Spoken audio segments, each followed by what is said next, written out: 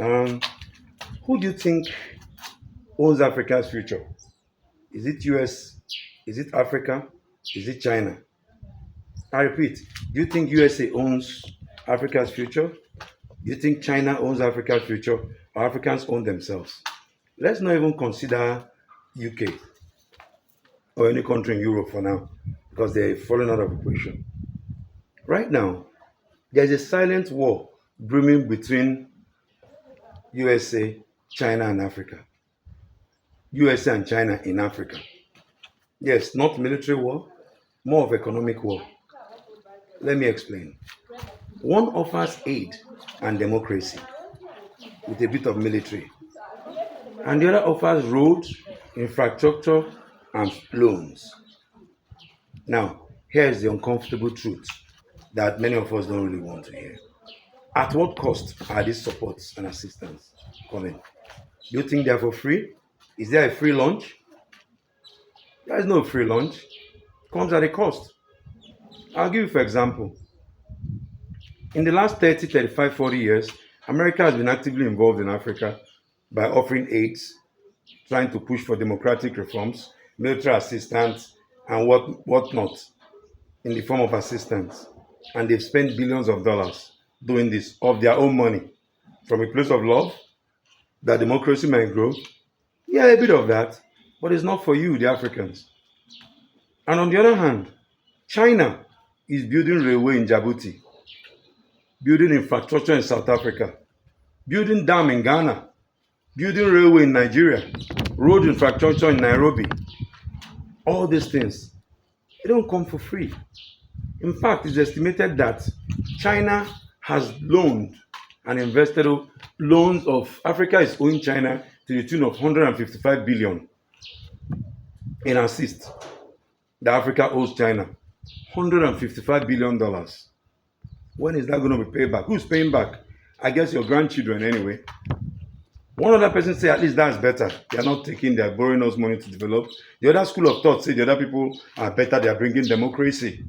I'm not here to judge which is better. I'm just here to arouse your curiosity to think deep. Is the future of our children actually being sold? That's what we're going to ask. Is the future of our children being sold to the cheapest, to the highest bidder?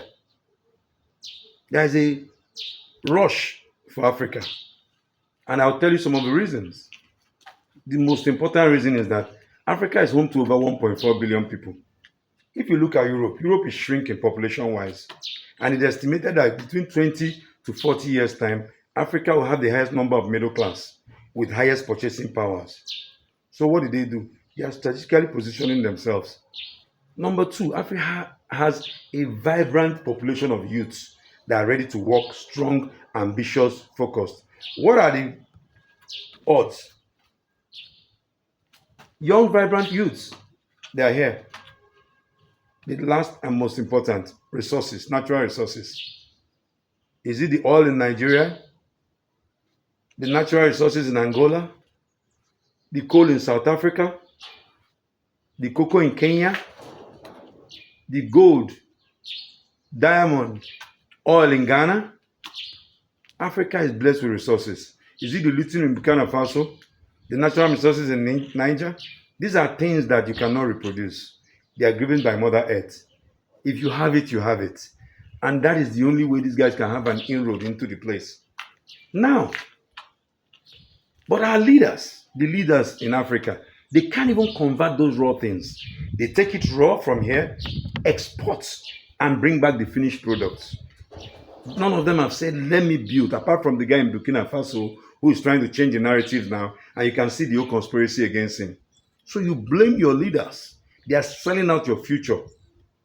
Until you do that, you do not own your future. For example, a few months back when Donald Trump was sworn in, what did we see on TV? A national embarrassment. The leaders of some African countries gathered themselves to go and tell Donald Trump congratulations. And they all sat like that, like babies in an interview. And he was telling you, you South African leader, what are you doing to my people? And he was shivering and answering like a student that was in an interview. This is a sovereign leader of a nation. The next person they told him, oh, your English is so good. I didn't know you were educated in your country. What on earth? If you don't believe in yourself, you have low self-esteem of yourself, what do you expect? You have low self-esteem, you don't even believe in yourself. What do you expect? Do you expect me to believe in you for you? So the only way Africa can do it is by working on a leader, putting stress, putting pressure on your leaders. You don't expect a country that is spending $155 billion on your continent to give you a handshake and walk away.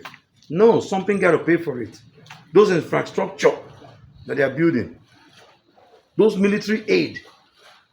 When I influence your democracy and I said I'm supporting democratic organizations, I expect a return. There's no free meals. So the only way, and the question I asked again, does Africa owned by China, USA, or is it owned by Africa themselves? And until Africans are able to answer those questions, just know that you do not own it. It goes beyond economics. This is about them. It goes beyond economics. This is about dominance. It's about influence. Nothing more, nothing short. I'm not going to be for against or for. That's for you guys to comment down. But something it is, he who pays the piper dictates the tune. And Africa is not ready to pay the piper yet.